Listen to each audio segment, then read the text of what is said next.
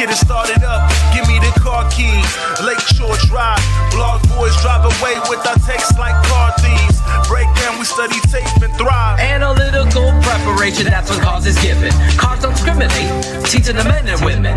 Each and every week, bears nerd to get your focus. Never manipulating stats, lore, cars no hocus pocus. Cars, keys, they're never lost. Checking source, never gonna find a better scouting report. Cars going live with the smartest man, my bestie. Deciphering holes on the defense like Getsy. New show, uniforms, orange with the dark sea. Tape never lies, patrons, this is Cars You know Keys. it's Cars Keys. Let's get it started up. Give me the car keys. Lakeshore Drive. Blog boys drive away with our texts like car thieves. Break down, we study tape and thrive. We gotta break down tape like detectives. No hot takes, just real football perspectives. The Bears nerd dropping science on his terms. TTNL giving Bears press like a perm. Other networks is off with the heads. Stats plus film equals football cred. Analysis like Data Ted tries to shred. McCaskey's letting me cake, we keep the 100 crew fed. Cars keys, let's get it started up. Give me the car keys. Lakeshore Drive. Blog boys drive away with our texts like car thieves. Break down, we study tape and thrive. Lord Hines in his car, fill up a goblet. Lord Hines in his car, fill up a goblet.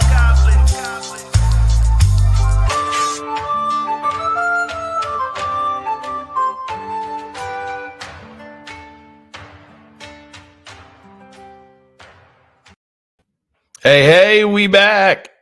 Season 1, Episode 4, Cars Keys. Covering who? Those undefeated Chicago Bears. How's that sound? It's Packers week. I don't know about you guys. Other than needing a fucking nap, I'm pretty goddamn excited about it. But let's bring the man of the hour out. The man, the myth, the legend himself, Mr. Cars Keys. Cars, what's good, kid? Well, first off, it's way more myth than legend. I think that's the important thing. Yeah. You know, it's been a crazy week because I think that my favorite part about this is we always, as Bears fans, talk about how the national media doesn't give us any respect, and somehow even winning that game, we're coming out and into this week with even less respect than we had last week. So it's getting interesting. I'm at the point where now it used to bother me so much, but I'm at the point now where I'm almost embracing it because every day that goes by, I'm believing in this coaching staff more and more. You're not hearing the hokey bullshit Packers rivalry coming out of Eberflus's mouth, and I think that is 100% by design. Oh yeah. Don't worry about that shit. Worry about what you're supposed to do on the fucking field.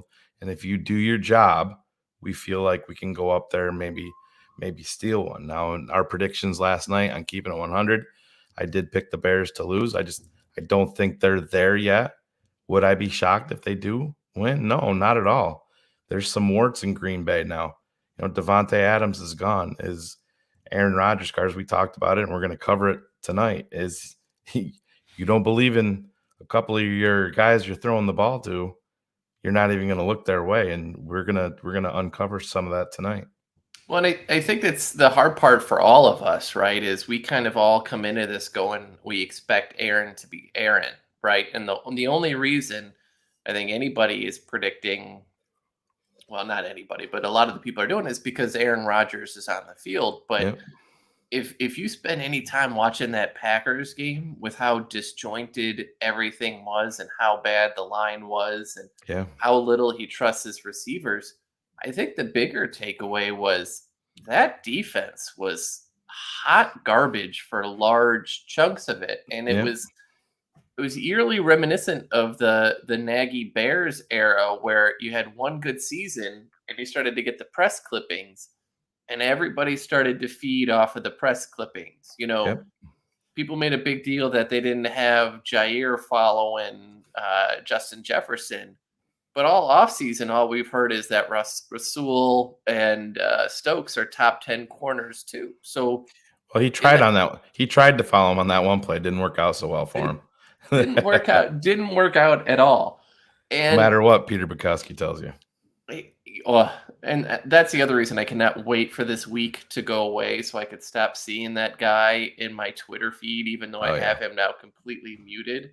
Yeah. Just the way that you address Peter, guys, just so you know, is to not respond.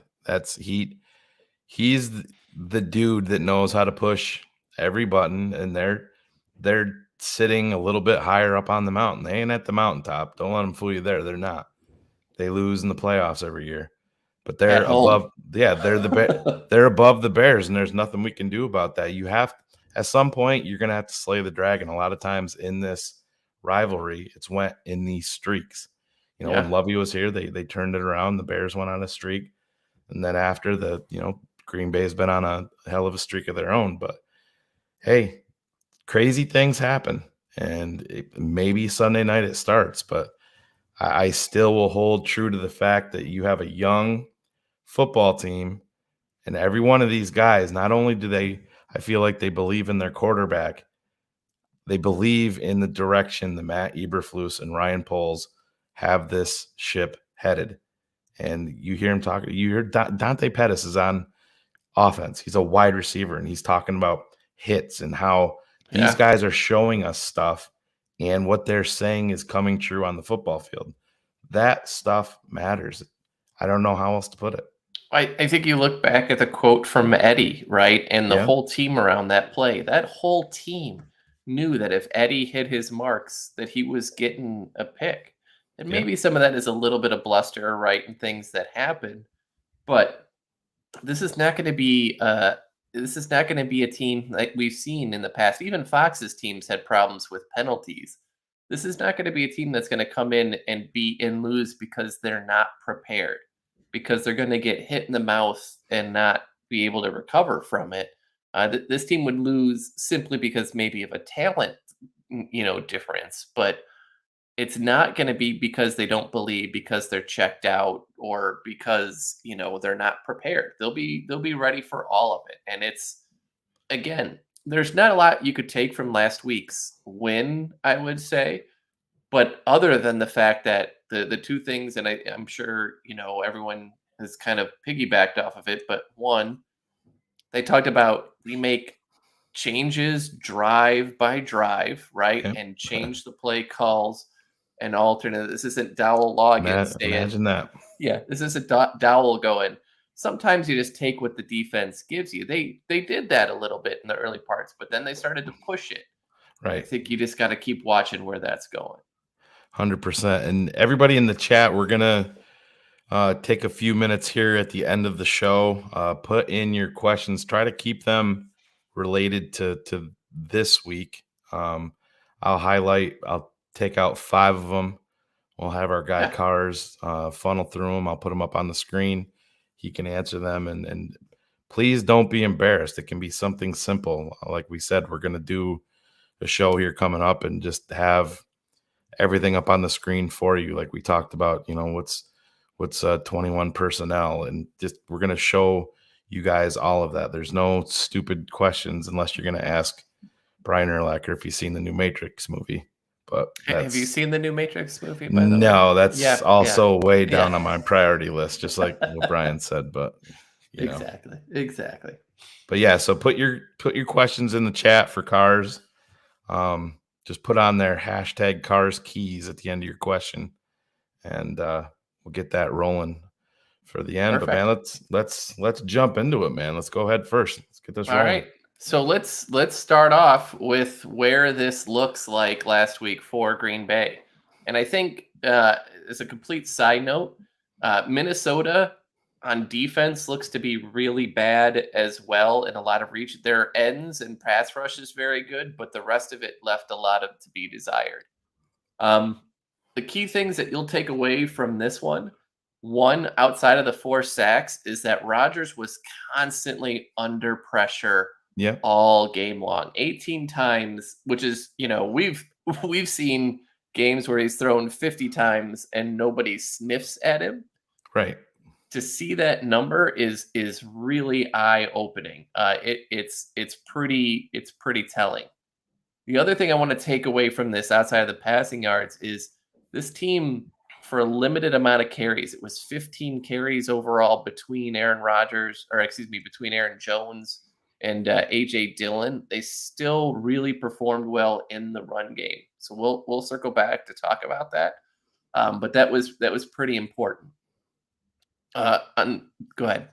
No, I was just gonna say, talk about real quick, Cars. You put up there the 4 sacks. We know that all of the questions surrounding this offensive line, and I know at some point it's going to come up with this Eberflus defense where he's not sending extra guys, but the Bears have shown the ability to win with 4, and it's going to be vital that they maintain that pressure and win with their front 4 this week against Aaron Rodgers, because when you're facing what do you say, first ballot Hall of Famer. Oh yeah, and easy. Aaron Rodgers, the one way that you can get him off his mark, get him off his game is to pressure him.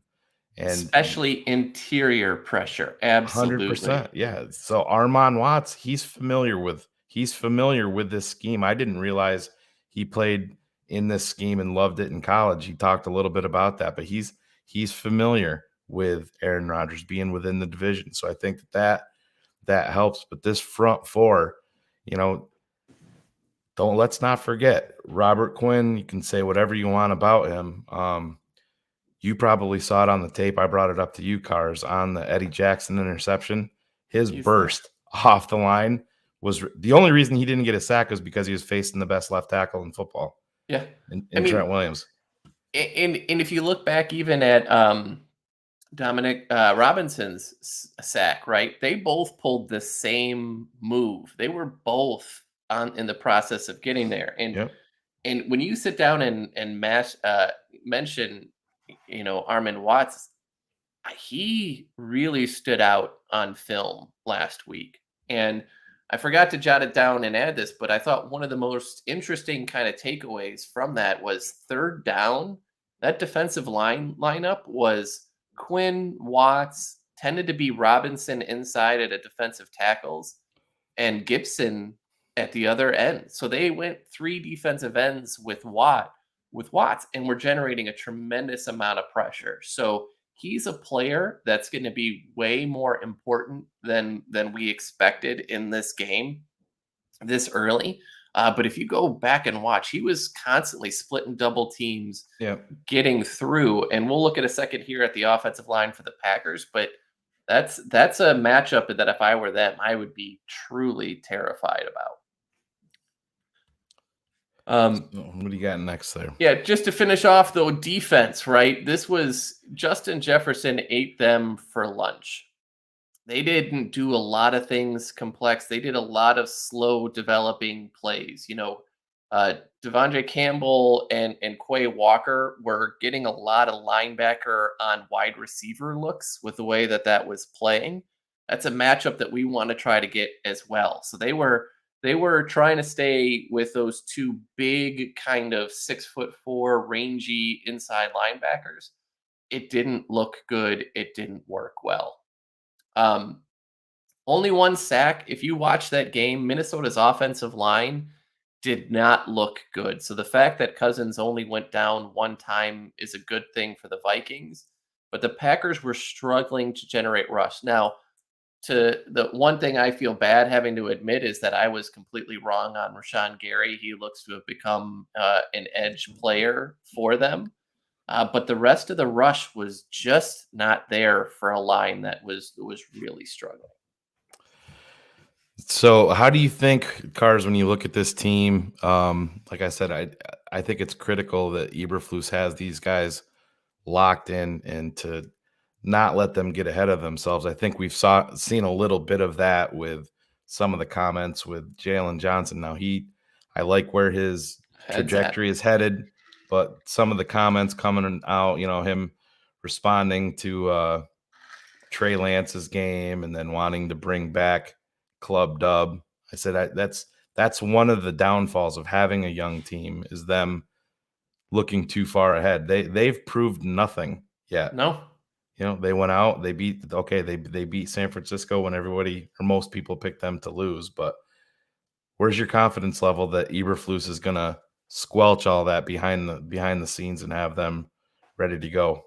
It's super high because again, you looked at the postseason or the post game press conferences was at Monday or Tuesday, and Roquan mentioned, "Man, I got a lot of loafs this last week." Yep. Right, so this wasn't something that we got this win and nobody expected it, and so we went out and celebrated, and we just said, "Don't worry about that stuff. Let's just enjoy the week. Let's go." No, the very next day, everybody had a report with what they did on Loaf. And I mention all of that because I think the one thing that we've really seen from that coaching staff is always this: don't get too high, don't get too low, just stay at this consistent level. And so I think this is very much a game they can win. I struggle. I think it's going to be a 20-17 game. In my head, I really struggle as to which team has the 20 and which one has the 17. But you and I and Ryan were texting about it, during the game. Like, we kept waiting for that bare moment of, here's the momentum. Yeah, Where's we're my used to it. letdown? Yeah. Where's my letdown?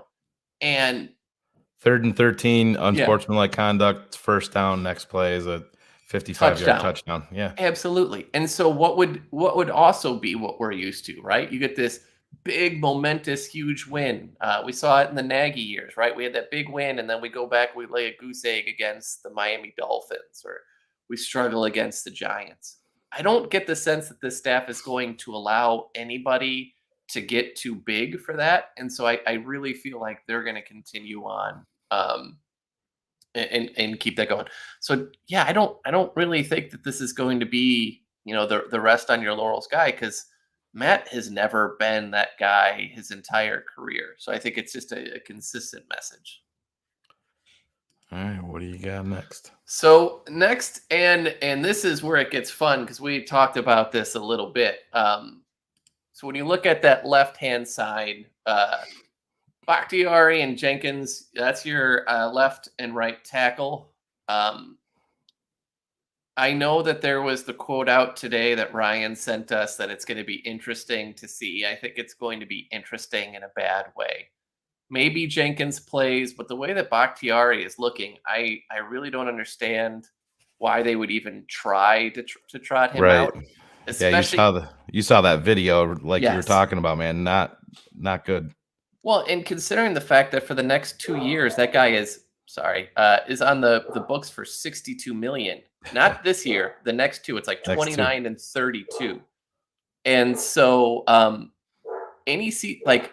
next year, most of that is dead cap. Yep. So they can't do anything to touch him whatsoever. Chris Barnes is their other inside linebacker. So he was the starter last year. He got pushed out when Quay came in. He's on IR, and Quay is nursing a shoulder injury. He is practicing, but it is looking okay. And then John Runyon has not practiced the last 2 games. Practice the last 2 days. He's in concussion protocol. Yep. I really doubt, with being out on a Wednesday, Thursday, that he's going to get the clearance and be good for a Friday, or for a Sunday game. So when you look at this, look on that right-hand side. Your offensive line is Yash Neiman, Zach Tom, Josh Myers, Royce Newman, and Rasheed Walker. We take a lot of crap for who? I have no idea who any of those other than Josh Myers is. Yeah, Zach Tom is a guy I think we talked about a little bit in the draft. I know Green Bay picked him up late, but yeah, it's your point. We're just talking about Trent Williams. He's not there, and that's where it's critical for a guy like Robert Quinn to step up his game. This has to be a big game for Robert Quinn. This has to be a big game for Travis Gibson. We saw them move him inside cars on some of their NASCAR packages and him be effective. And that's a new look that the Bears are going to have to employ here, because you just talked about how critical it is internally on the inside to get to Aaron Rodgers to bring him down. And if you add another pass rusher inside with a guy like Armon Watts that can get to the quarterback, that's going to be absolutely huge for the Chicago Bears defense. So again, like that offense, you're exactly right. The biggest key to the game, and it won't show up in Carr's keys because it's just so obvious, is going to be that offensive line versus our defensive line. If we win, we have to dominate, not just control the line of scrimmage, right? But we need Aaron's got to be in pressure double digit times, right? He's got to get hits. He's got to start feeling things and moving his place and not be able, the one thing the Vikings did very well is when they moved Aaron off of his spot, they moved him again. They were relentless. And that's got to continue for the Bears to have their shot. Totally agree. What you got next? So let's talk a little bit though on the negative side about the Bears. And I know everybody hates, when we sit down and talk about the negative. But much like that Seattle game, the worst part of this offense was that there was an average of just under 3 yards per first down attempt. What makes that somewhat misleading is that one play to Byron Pringle was a 22-yard pass play. So outside of that pass play, you were doing a whole lot of nothing. I want to say of the 20, I think it's 21 total plays, there were 11 that were for negative or for 0 yards on first down. So if you want to win this game, we have to do a much better job early. What makes that worse is second down. My biggest criticism of Luke Getsy to date was we would have a bad play on first down. Maybe it was a bad run. We would follow that up with another run, which is one of the most predictable sorts of things that we have out there. That if you kind of read between the numbers, it was really even worse for us on second down than it was on first. That third down number, I think I shared with you, Shane. Yep.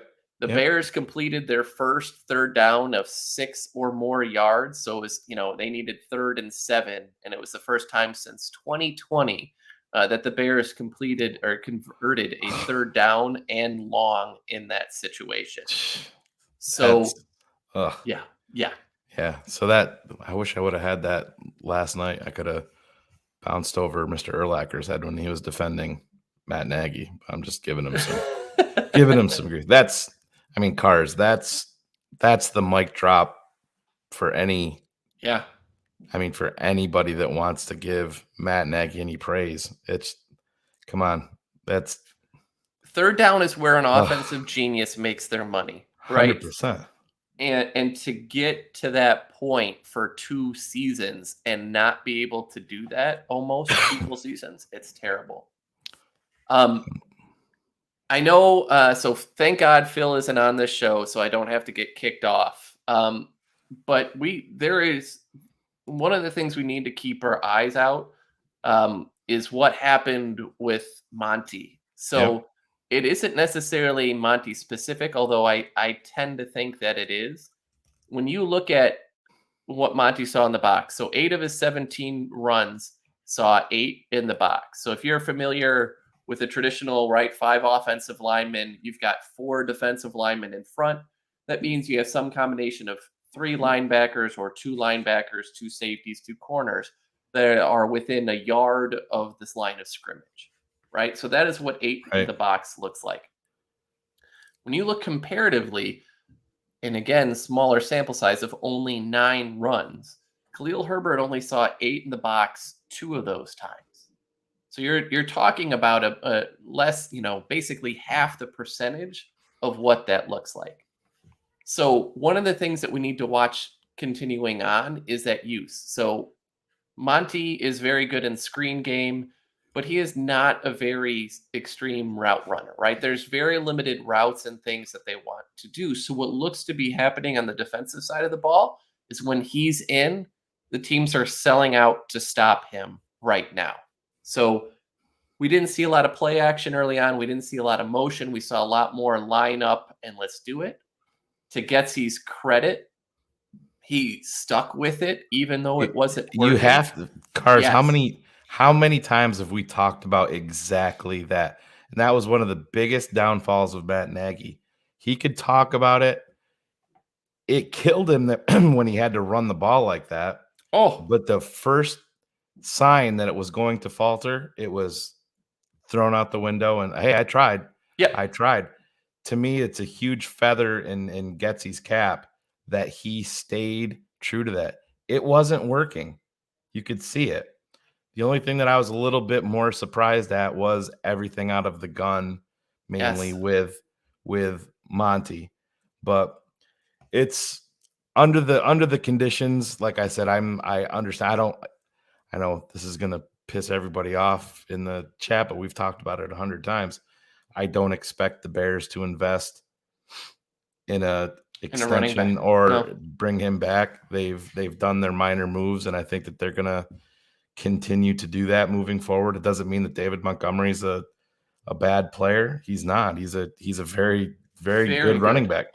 And I just think that they're going to move into a different direction. But would I be shy? I picked David Montgomery to have 2 rushing touchdowns. That was my bold prediction versus Green Bay last night. But I think that's a good segue though. Like, look at the Sure. way that Green Bay uses Aaron Rodgers, right? Or excuse me, Aaron Jones. I don't know why I keep doing that. Aaron Jones is a massive weapon in the pass game. They leverage him more on the early stuff and then bring in AJ Dillon to do more of the heavy lifting. I think the Bears are looking kind of for that. It wouldn't shock me if you started to see more Herbert kind of early on and then more Monty later on, right? Like in this last game, there is something that we have to keep an eye on, which was after that turnover, who was the running back that they put into the game, right? It was Right. Herbert. It was Herbert Yep. on that drive, and they went back to him. We saw some things, and we'll talk about Ebner as well. He's someone that's going to grow. A massive negative for us, I think, continues to be the availability of Velus Jones because Yeah, it's to the point where I don't even, honestly, right now, I almost don't even want to hear Velus Jones' name. I don't want to see the shit on social media, it's thanking his everybody. Just forget about the kid for right now and say, Velus, you know what?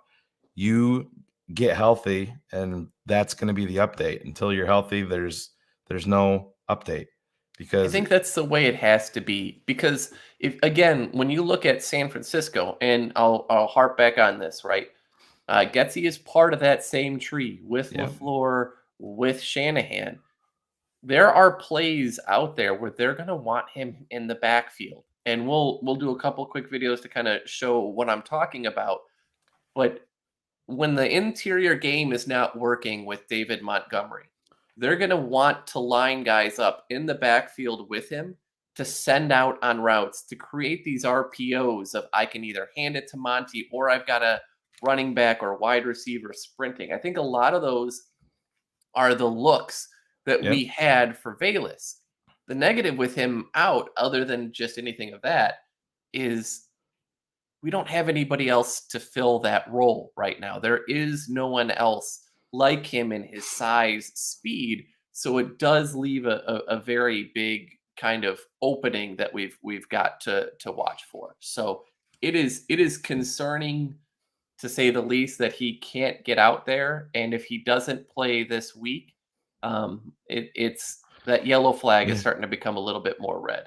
Yeah, and I mean, I've talked about it multiple times here, and it doesn't mean that I don't think that he's not a talented player. I'm just giving you my honesty. If the draft was held tonight and I was picking for the Bears, I'm still not taking Velus Jones at 71. The Nope. way that draft was unfolding for me, I understand everybody falls in love with the explosive guy, but as of right now, he's had his one good. Let's not forget, he also fumbled the first time he touched the ball in Yes. Seattle. So he's got to me, I don't want to hear anything from Velus Jones until he's ready to go. And Roger, the only reason we bring this up is because of his skill set for a team that is deficient is Yeah. deficient at key things. His versatility to be in the backfield, to add speed, to do things where he's doing almost jet routes directly from the backfield. Yeah, he's your Debo Light. Yes, he's the guy to put pressure on a defense. Maybe you're not giving him the ball 30 times. You're not going to give him 20 like the 49ers tried to do with Debo. But when he's in the game, his speed and his skill set makes opposing defenses maybe take a little focus off of a David Montgomery. And so that starts to open other things up in the Yeah. run game. We're not sitting here saying he's going to be that 80 catch guy, but his skill set is extremely important to what they want to do. Totally agree, man. And it's like I said, that's you come out the gate with a ton of talent, but you rarely let's not forget this isn't just something that just happened. We didn't see very much of him all throughout training Preseason. camp. He tried to ramp it up this week, and then you see him out again today. So to me, move him to the background, and it's next man up. Has to be. So, sum up what we saw, right? Too many bad plays. First down, it's hard to say, right? But it has been an issue for Getsy in the offense through preseason, through week 1. I'm asterisking the hell out of that one because of the weather conditions and how that limited everything. But it is extremely important to make that going forward a lot cleaner overall. So those are your concerns, things that you should keep an eye on. If you start to see chunk plays, if you start to see successes of 4 or 5 yard plays, that's better overall. It means things are starting to click. I think if you look at the second half, there's reason to believe we can get there, but it's now just getting there. You're muted, by the way. Yeah, I'm sorry. I keep on coughing, so I'm trying to keep that off screen. But what do you got? What do you got next there, Cars? So let's talk about some interesting trends that we saw overall. One of the first ones for me that is, if you go back and watch early downs, it was Blackson and Justin Jones on the inside. But they were really doing a big job of gashing us in the run game. Elijah Mitchell, until his injury, was getting really some good chunk plays. So what the Bears ended up doing is they moved Pennell in at kind of a nose tackle position in early downs, first and second down of his 14 snaps, right? All of those were first and second down snaps. They all started in late in the second quarter through the second half. It made a big improvement overall on the run defense. So that's going to be pretty important. The other thing, and again, this kind of goes back to what we were hoping for with Velus, is this backfield in motion. So what you saw is like plays where Ebner and Monty were, and so let's see if this works. There you go. You notice that Ebner is to the right and is actually directly going into a route, right? And so this is one of those RPOs that we're talking about, and I'll play it one more time. But this is the type of things that you're going to want to see, because this then takes stress, because if nobody goes with Ebner, all of a sudden you've got a guy who's fast out on the edge and can make something happen. It would not shock me if we start to see, if Velus is not out there, it would not shock me if we see Equanimeous St. Brown in that role. It wouldn't shock me if Smith Marset is active, if we see him in that role, right? These are more vertical players that we can do that with. That also that you have to respect. You have to respect their speed. Exactly. And when you say even that, right? Watch how at the top of this route, Pettis comes in directly to a route, right? So as we're doing these things, what we're used to overall in motion is we motion a guy in because we've made a read on the defense that someone is blitzing, we want an extra blocker, or we're sending a guy in motion to help identify what side's man, what side's zone. These are actually routes in themselves where the route starts with the motion and the person is getting full speed and then getting out into the edge. If the interior of the run game isn't working, the way you try to help that is with the screen game to the outside. We saw that a little bit, but then we started to see kind of these pushing of deep routes, right? The Byron Pringle, there was an earlier one where he took the shot to the end zone. There was a bigger play also later. The game's got to start to get a little bit more vertical. Yeah, that one to Pringle in the end zone, he didn't miss by much. It's No. we've seen that a lot over the years with Bears quarterbacks just being a little bit away. But even on that little wheel route that he ran, boy, if that could have been just a little bit better of a ball, I don't think it would have taken him right out of bounds. He could have snuck out a few more yards anyway. I think he would have gotten another 10 or so. Absolutely. Yep. I mean, and those are, again, these are routes and things, Shane, that aren't normal to the Bears offenses that we've seen. Exactly. We didn't see a whole lot of curls or digs or things like that. We saw a lot of things where guys were staying going, right? A lot of slants, a lot of crossing patterns, a lot of different things where the guys aren't necessarily just coming back. They're moving forward. Yep. We talked a lot about the in the box portion. That is going to have to be kind of number one. If we continue to see teams stack 8 in the box with Montgomery when he's in there, it's really going to change the dynamic of the way that this offense is going. Now, if people saw on Twitter, I was very upset with Getsy early on. But what it did do in the second half was he went way more motion, way more play action, way more RPO late. We saw some designated run plays for Justin Fields late, right? So he adjusted in that.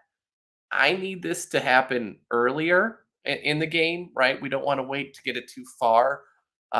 Again, I'm asterisking the hell out of it. I don't know what weather conditions did, but it does concern me a little bit. Yeah, and I mean, we've seen weather conditions may play a factor again. What are they saying? 60%? 60%. Yeah. 60% there. And then last but not least, the offensive line for me started slowly.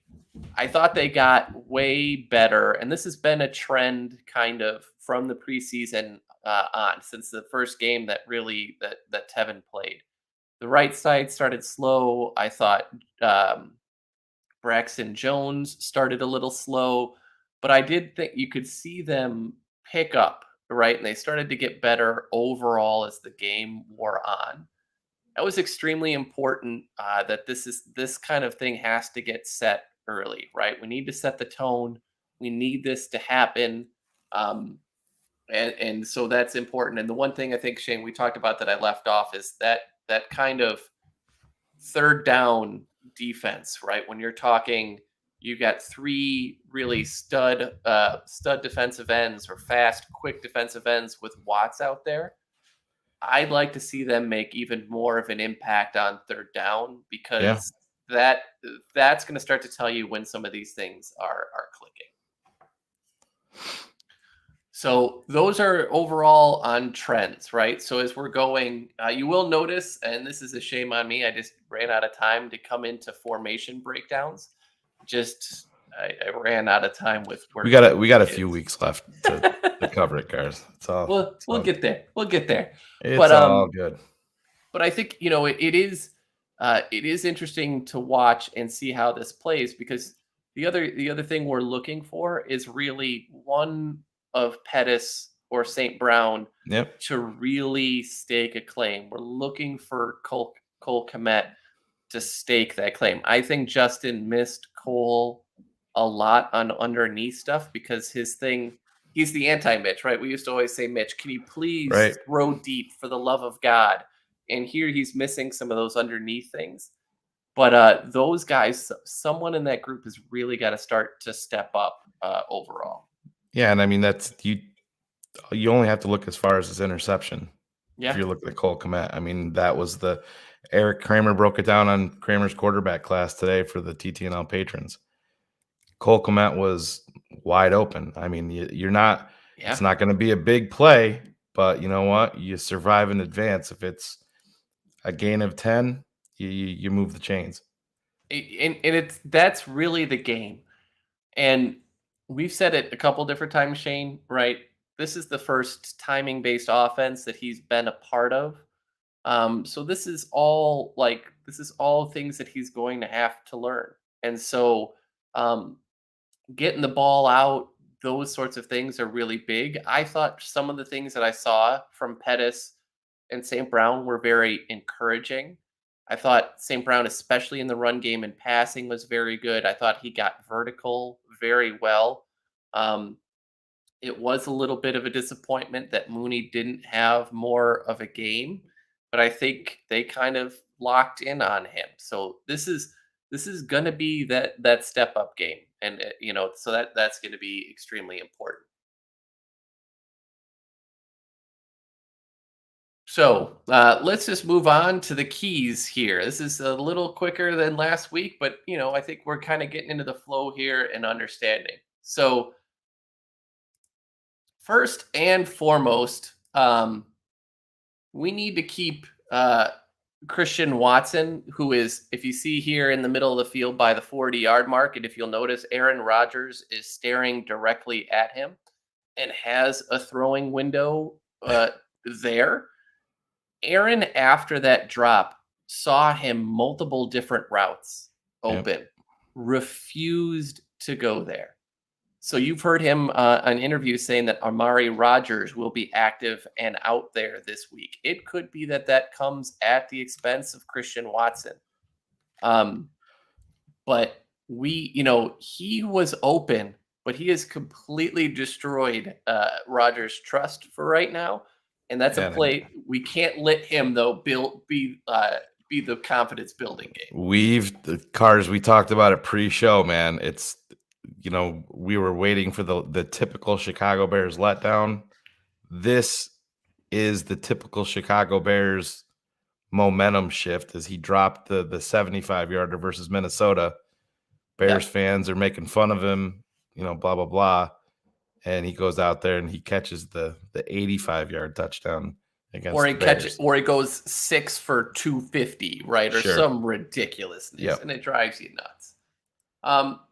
But other than that, I think the keys to this one, it's going to be a lot of motion. There is no shame in motion. The best offenses use it heavily. We need to find a way to get motion early. Getsy is the anti-Nagy for a lot of reasons, right? But Nagy always had a lot of motion early, and then that was gone the second half.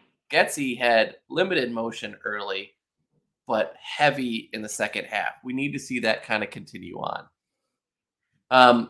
Steady success on first down is going to be the biggest thing, Shane. I think if we start to see chunk plays early on first down, that very quickly becomes a 20-17 game that I think we're going to win instead of the vice versa.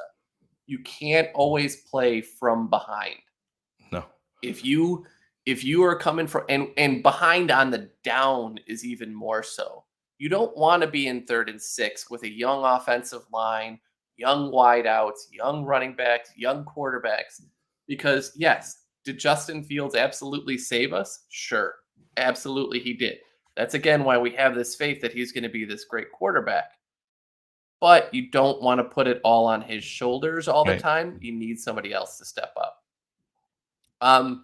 Better gap responsibility for the defensive tackles in the run game. I thought part of the reason that they ended up going to Pennell is that Blackson, to me, seemed to be guessing a lot and kind of pushing for pass rush. I thought Jones did the same thing, where they were kind of getting more aggressive into the pass game and not being gap sound in the run game. I don't know if you guys have heard this, but A.J. Dillon has massive quads. But he is quite a load to bring down. I guess so. Yeah. So you've got to stay low, but you've got to be sound in your gap responsibilities. Much like us, Green Bay wants to control the clock and run the ball. If we don't allow them to do that, I think that's big. We talked about this, right? Watson was there. He was just, you could kind of see it. That when that play happened, the second it hit his hands went up to his head because he knew he dropped it. He let the ball come to him. He knew he was fucked. Oh, yeah. Because of his court. Yeah. Yeah.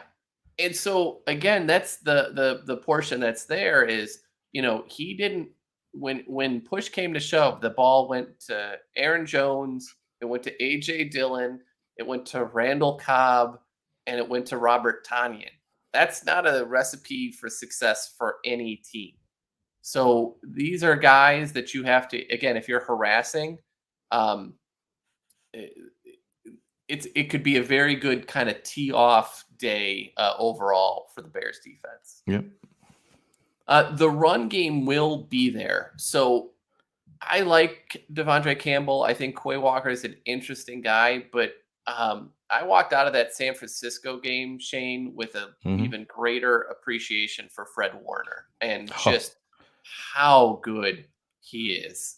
Cars, I didn't get to talk about it last night because Brian showed up a little. He pushed his time back a little bit, and then he was actually able to break free from a commitment and came on the show a little bit earlier. But we were in the middle of Bear Up and Bear Down, and I don't know how much you got to watch the All 22.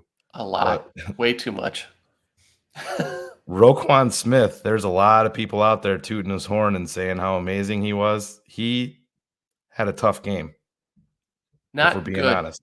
Not good. No, he was, especially the first half. Yep. Absolutely. A lot of loafing. There are a couple different. He's not in shape. Yeah, he's 100% not in shape, Cars. We talked about that earlier, but man, some of his run fits, he was lost. He didn't know where to go, and I always refer back, and I know these are the borderline Hall of Famer and a first ballot Hall of Famer that you're comparing him to, but how many times when we watched Urlacher and Briggs over the years, they were always in concert. They were moving together, and it was, if you don't get in the right gap in this defense, it's over. It's over. And that was what Blackson was doing too. There was a lot of guessing. There was a lot of over aggression to the wrong place, and not a lot of trust. What made Urlacher and Briggs so good is they knew their ability, and they knew if they just did what they were supposed to do and did their responsibility, the ball was going to come to them, whether it's going to be in the ball carrier or tip passes or whatever. It felt like Roquan was like in his college years and trying to be the man and stand out. And it wasn't working. And I think if you look, there were a couple different plays where I flat out noticed, like Fred, there was one of the plays where Equinemius was sprinting across the line into a route. When that started, Fred Warner instantly told Gibson, to come up and attack that line of scrimmage because he knew exactly what was going to happen. If that's $100 million, if that guy's not worth $100 million, I mean, granted, just shy, I don't know how you could tell me that Roquan is through that game. I saw Roquan getting a whole lot of love from a lot of people, and I watched it, and I watched it again, and I'm halfway through it again. Well, not quite halfway through it the third time, and I don't know what those people are looking at, if they're looking at it through their Bears colored glasses or what, but he had a couple of nice tackles, and yes, he was going out of his way to, put on that big bright smile and having fun, and this is my kind of party, his, LT moment audio bite out there, Mike Singletary, I guess, was the one that said that, but yeah, he did not have an impressive game by the way that I'm grading it out. No, and I mean, like, compare that to Brisker, right? Brisker made some sloppy, right? But you couldn't argue that he wasn't there. He was around the ball. He was trying to make things happen. It just, again, that missed interception where it was just off the hand, I think that could have been such a big play for the Bears. And in a game as cliche as it gets, in a game of inches, him picking that pass off that he maybe should have. It's hard to say. Yeah. Those things are really important. Flu said he should have. Yeah. On the coach's show, talked about it. And I don't know about you. Like, I came out of that, Morrow didn't have the stats but I thought he played a very sound game, and Yep. he understood, maybe I'm not going to make this play, but I'm going to take this guy on so that the next man up is going to make that play. That's extremely important. And we talked about it. He's got to get in shape. Oh, He's got to. And everybody can say, where Flus came from. Flus had Leonard. Totally different body type. yeah. Totally different body structure than Roquan. Roquan has never been the body beautiful dude. No. And if you want market level money, that can't be something that's on the radar. And you don't think that was brought up? We talked to Brian Urlacher about this. He said it's a mistake. Roquan trying to handle all this by himself. He's like, there's no fucking way. He's like, you're in any negotiation. He said, I didn't want to hear bad shit about me. Yeah. That's why I had my agent in there. Yeah. He handles all that. He redirects to me what I need to know. Roquan, I don't know. Hopefully the Bears need him to get to the next level in this defense, but I'm losing faith that it's going to happen. And it would be a very hard offseason, Shane, for a lot of people if you see him go and Monty go. But it's listen, they play two of the least important positions. Not to say they're not important, but they play two of the least important. So you've got to either be so above and beyond, or you're kind of, the difference between a $15 million guy there and an $8 million guy there isn't a whole hell of a lot. And it's the unfortunate business side of this. So if Roquan is in shape, does he make that play? Maybe, right? These are the things that matter. Is he not in the right place because he's gassed, because he's out of shape? It's extremely important. I hold out hope for him because he did, like, vocally and verbally, Shane, he's the most like excitable that he's been while he's here. He seems to have been bought in.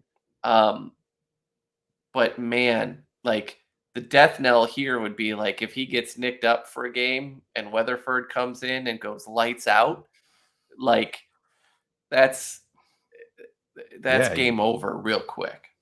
Yeah, and I know it's going to upset a lot of people, but all of this is 100% in play. I don't think they have any intention, unless like you said, if he goes out and has just the next level type season. Looking back, Roquan, when we're saying all this, Cars, we're not shitting on the guy. No. He's a top 5 linebacker. Top 5 inside linebacker. Absolutely right. Yeah. And people get offended by that, and they shouldn't. That's the problem. Is he the best off the ball backer in the game? No, he's not. You saw the best one last week, right? You saw Fred played better than Roquan. That's for damn sure. He was dominant at some points at the line of scrimmage, right? Getting through things and making calls. And, I know this is a broken record, but when you look at this, there are really 3, off the ball linebackers like Fred Warner making $15 million. Mm-hmm. And Fred is the only one that's probably worth it because it's the guy at the Jets and the other guy at the Jaguars that are the other two. Right. It's just not what you do. And as great of a talent as it is, Tremaine Edmonds might have, I know that was your guy into that draft, Shane, and he might have been. Yeah. I had Roquan. Well, that's the thing, Cars. This staff, I think, would have taken Edmonds over. Oh, hands Roquan. down. Yeah, there's the I had them back to back. I actually have I can pull that up, and I had some whiffs in that draft in my top 30, but I had them back to back. I had Roquan one slot ahead of Tremaine Edmonds. But like Leo, this is my point right here. I said top 5 for a point because I knew somebody in the chat was going to jump on it and just say, yeah, I understand it. But if I would have said top 3, there's going to be people out there and say, you're a fucking idiot. He's top 2. It's a never-ending process, especially with Bears fans. He's not the best off-the-ball linebacker in the NFL. I don't think there's anything wrong with calling him top 5. Call him top 3. That's great. Roquan wants to be paid like the best. Number one. That's what he wants to be paid. And you're not even in shape. I have a problem with that. No. The other one that I wanted to talk about is I think he put it. I should have. Yeah, right here. Zane brought up if you aren't keeping Monty or Roquan, you're not getting anything back for David. Nobody's trading for David Montgomery. I mean, Cars, if the Bears were in the mode of going to trade David Montgomery and their season fell apart and a contender needed a running back, what are you getting? A conditional 7th round draft pick or a pick swap? Who was it? Didn't Sony Michel last year go to the Rams late in the season? I think there is some capability. It was kind of funny. So it was a 5th or 6th for Sony Michel last year.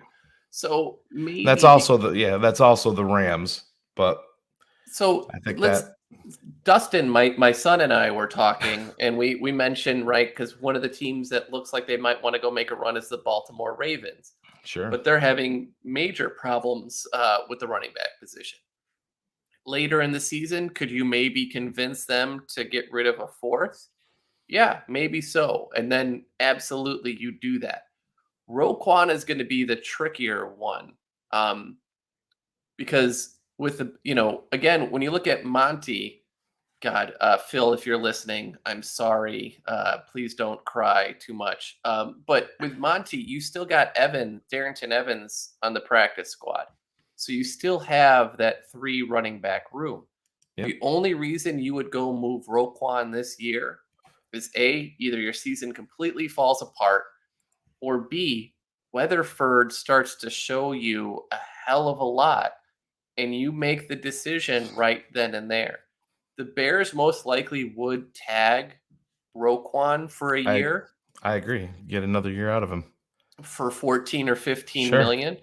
But if Weatherford steps up, yeah, it wouldn't shock me to see what they could get for him. It might be a 2nd round pick. It's not going to be a 1st.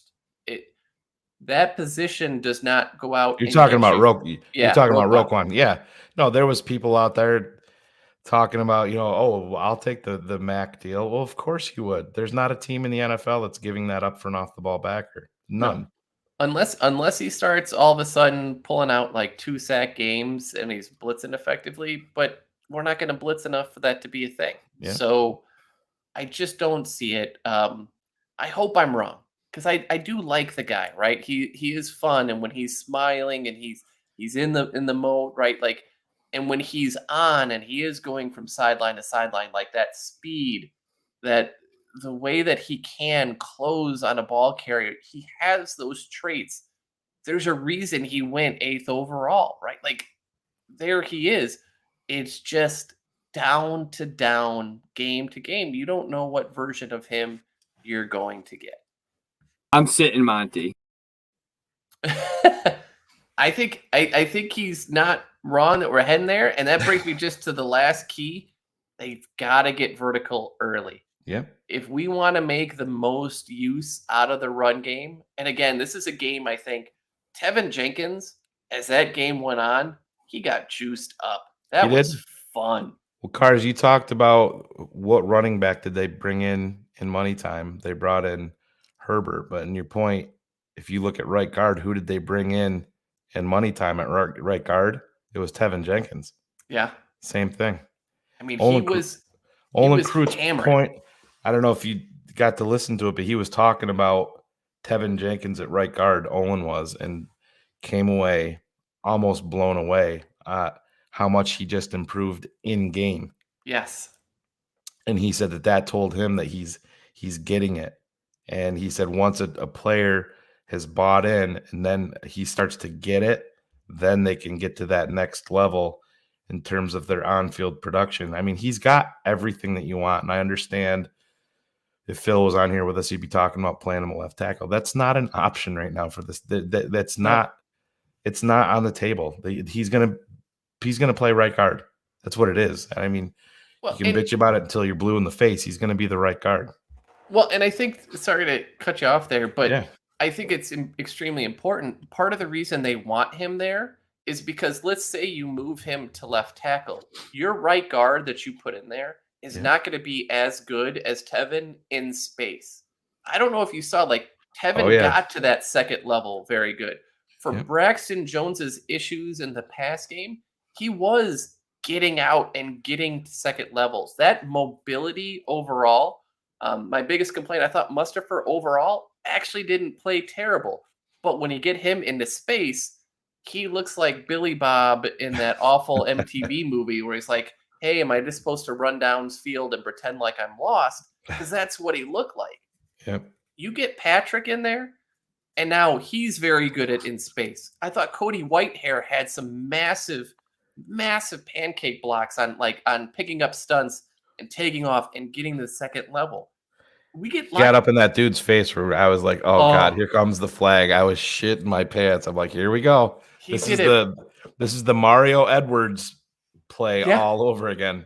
But he did it the right way, and that He guy did. backed the hell down. Like, he looked at Cody, he's like, never mind, I'm good, right? But when you keep Braxton at left tackle for his warts, which there were some, especially early. 100%. And imagine that. Who was he facing, Cars? Yeah, some no names. But he was so good in the run game. And so now that ability to go 5 wide with guys that can all get to the second level, getting Kevin onto a linebacker, which is going to be extremely important with the size of Campbell and Quay, is invaluable to a team. And for a team that wants to establish the run, they want one cut and go, and want that one cut to behind a pulling center, a pulling guard, a pulling tackle to go clear out in space.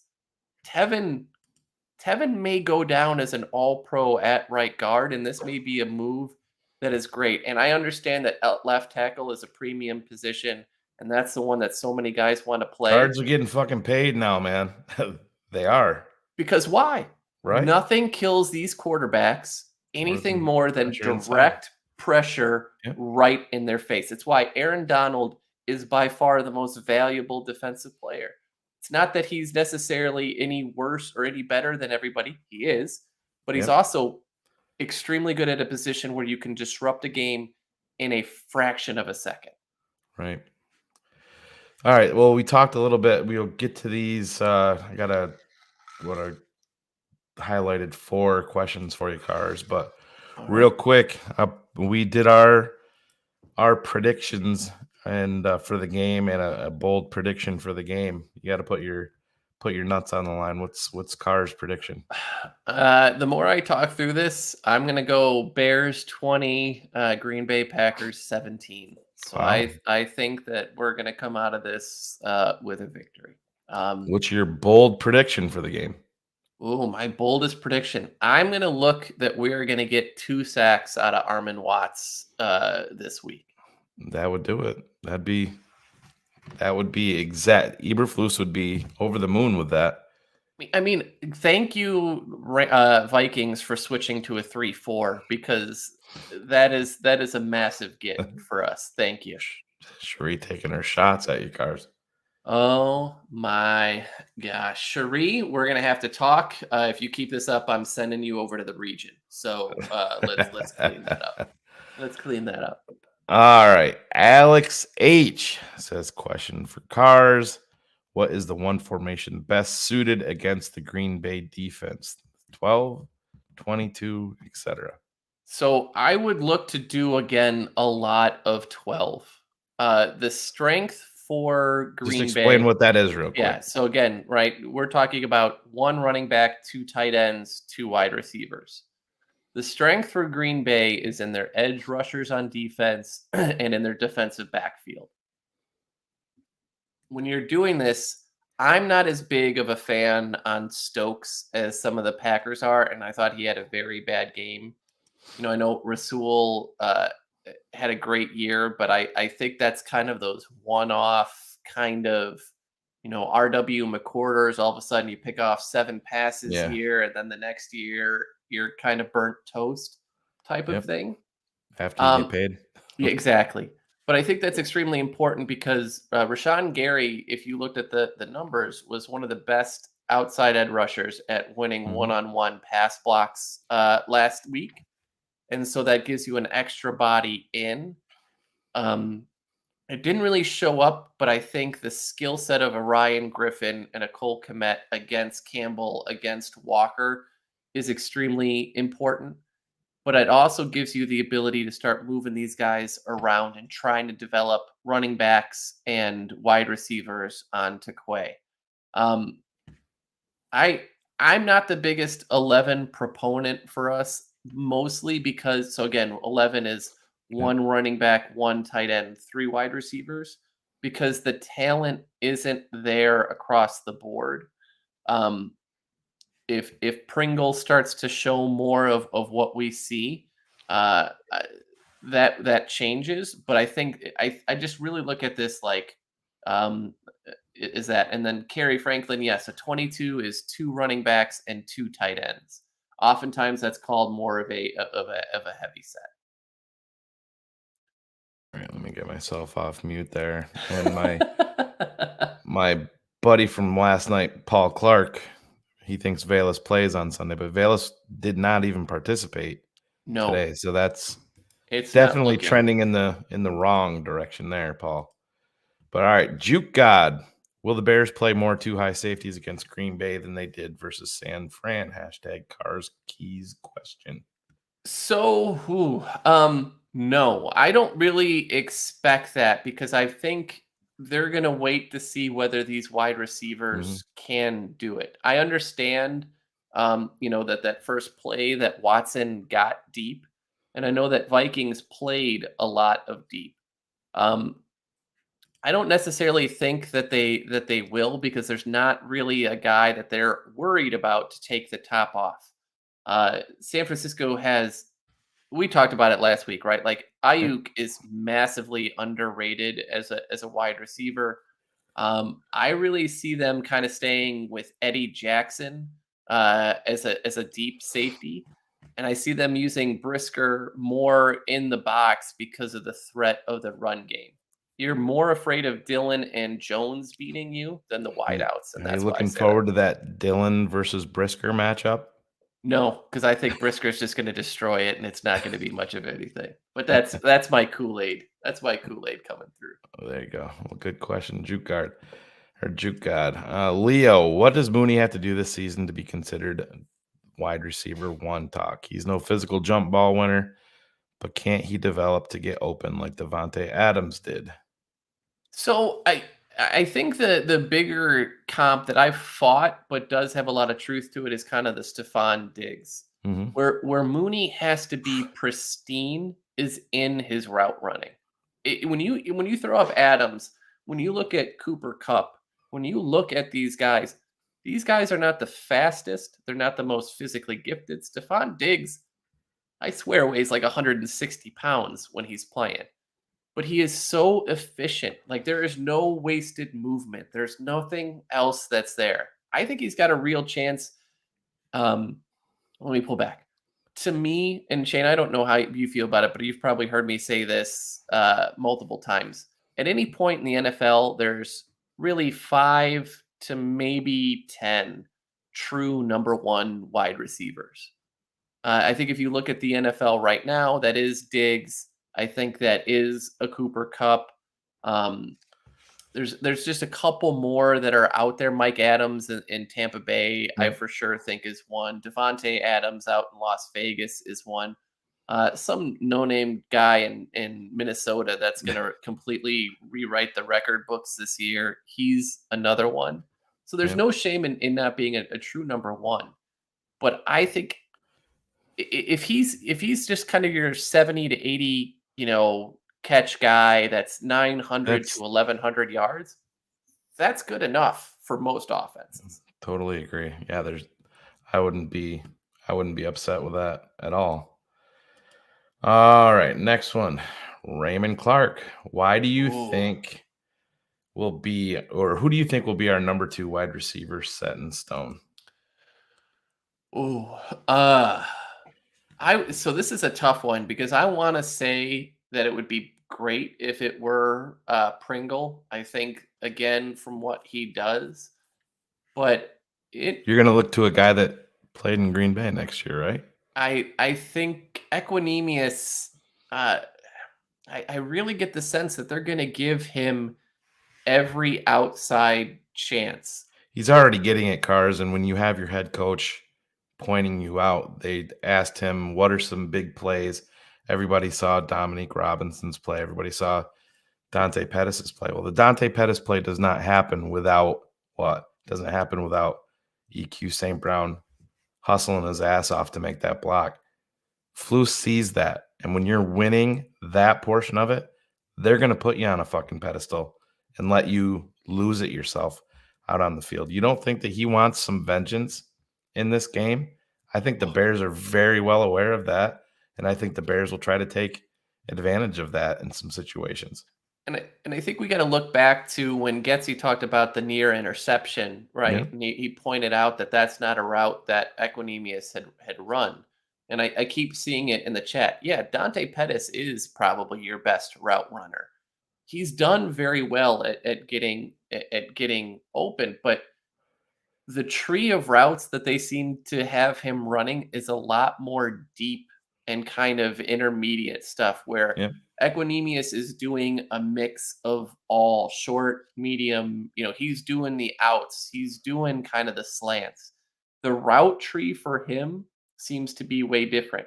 Pettis brings in a much needed skill set. I thought, again, there were a couple different times that I saw him, working to get open on the deep stuff, and that's going to be worth watching. But I think he's going to kind of be more of a number 3, number 4 guy that gets 30 to 40 catches, but has a really great yards per catch. Equinemius seems to be somebody that is going to be heavily factor in across all aspects of the game. And so that's why I think he's going to be the second one.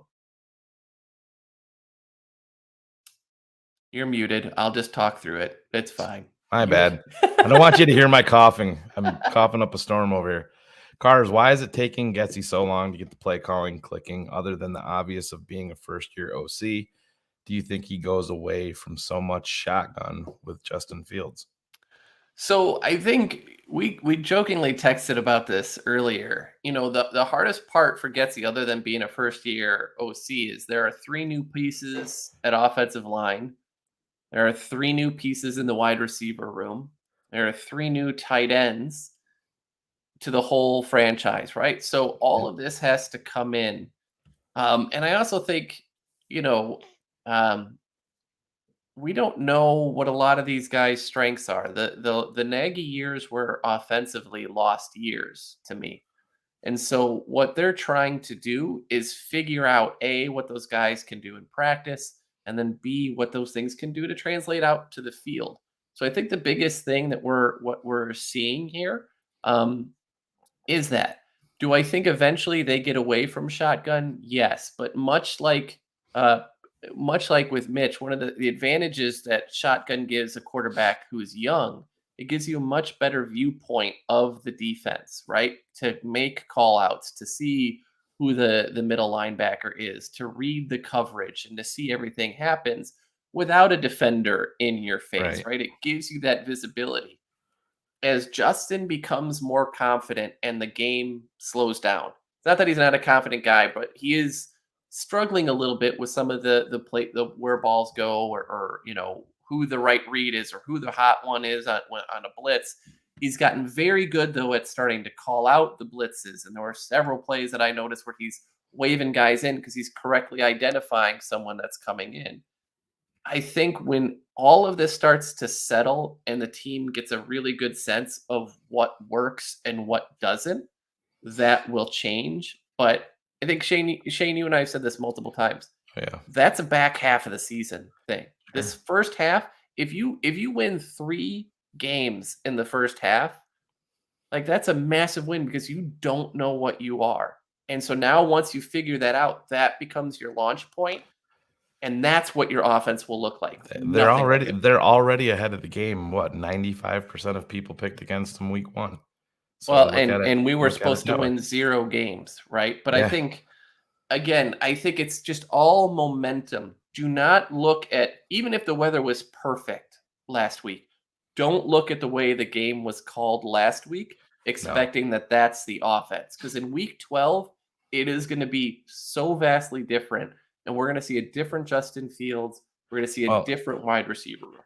You talked about it, Cars, and a lot of it rests on the hands of number 12 getting healthy. That's if he comes in and he hits and becomes a vital part of this offense, it's going to open up Evan. We're going to be all like, oh, all right, now this makes sense. I understand this. Velus Jones is a key to a lot of what Getsy wants to do. That's why they refer to him as a weapon along with Ebner. Yes. They didn't talk about him being a wide receiver or running back, weapons. So and I want to piggyback off that for a second, Shane. It was just like what we talked about with Pettis. Yep. Each of these guys has a specific skill set that is different from someone else, right? So because we're not as talented, what we're doing is we're kind of, sorry, I have small kids. We're Swedish chefing this thing, right? Where we're kind of throwing all these pieces in. We're running something, and then we're interchanging those pieces, and the next play is going to look completely different. So his skill set is not one that any of these guys have. Equinemius, nobody has. Mooney's is by far the most diverse and the best one. You saw it in that screen, and his ability to kind of wiggle and make extra guys miss and get 2 or 3 extra yards on that screen pass. That is his skill set fills another need that opens up other things for Pettis, for Equinemius, for Cole, for the run game. All of these things, this is I'm ranting, so forgive me, but this is like the old math thing of, right, the sum is great, like the whole of this is greater than the sum of its parts. That is what the Bears offense has to be this year by necessity. All right, we got one more for you here, Cars. Let me put it. I don't want to answer this guy's question. Yeah. I'm not really. He texted me. He wanted to apologize first. He was at his chess club. There's been a lot going on this week. Oh yeah, a lot of electroshock therapy in that chess club. So unfortunate. Our buddy Ryan Cox had a tough week, but he's back and he's home and he's recovering. But he took time to put a question in the chat. Just whatever you do, don't say checkmate to him because he's going to lose his mind. So there's a couple different things. Some of these stats, in fact, I will go through and manually go through and create. But Warren Sharp, who is kind of my nerd hero, has his own website. Not lately, because he has not updated that stuff at all. But Sharp Football Stats is one of the best kind of looks for trends when you compare personnel usage and what they call successful plays versus toxicity rates. He's got really a slew of people. So Warren Sharp is somewhere that I go quite frequently. The other one is the Next Gen NFL Stats, where they do a lot of different things when you start talking about 8 in the box, wide receiver routes. The wide receiver ones aren't as good, but the quarterback routes, when they start talking about if a quarterback is average throwing past the first down marker or short of it, those two sites give you a lot of good looks that probably, you look at a box score, you see one thing. Sharp and Next Gen Stats kind of give you a more holistic picture overall of what happened. Well, man, I think we have to make the big announcement here. Probably some people don't want to hear, but this episode of Cars Keys will officially be the last one that is unlocked to everybody. And if you are not a TTNL network patron, after this show is over, you will no longer have access to this show. So if you don't want to lose that, head over to thetapeneverlies.com to sign up immediately to have access to Cars Keys, to Draft Mob, to Eric Kramer's Quarterback School. Masterclass is going to be coming up. X's with the O's, the expanded version of Draft Dr. Phil. and his breakdowns is all going to be over there. Go over there and check it out.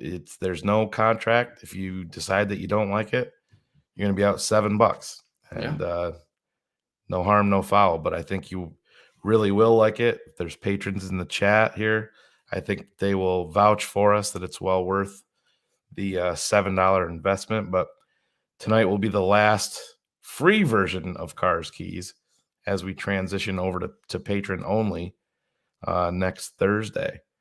But man, no, we got this ball rolling. Cars Keys. Yeah. Um, Chuck Pagano's trying to steal my I naming. see We'll that, talk about right? that. We're gonna have to send Angelo up there to. He's getting a very strongly worded cease and desist with a Yeah. cardboard cutout of my face on it from Angelo. Exactly. So yeah, perfect. Head over there to the tapeneverlies.com, sign up, check out all the content that we got. But other than that, man, it's Packers week. Let's go. Let's get up there. Let's go win. Let's get up there, get it done. Thank you guys. Thank you so much, everybody. Appreciate you dialing in and listening and all the interactions on Twitter. You guys have really made this a lot of fun. I had no idea how this was going to play out, since, every week I got to hear about how stat nerds and blog boys are ruining the game, and that's kind of what I am. But really appreciate everybody listening, and thank you so much. Hey, the tape is always the most important, but you have to have something to back up what you're seeing, and those numbers can be a big part of getting you where you need to go. So thank you guys. Like I said, let's go get a W up in Green Bay, get this ship corrected on the right path, and let's start winning some games. All right, guys. Thanks, See you later. Let's go. Bear down.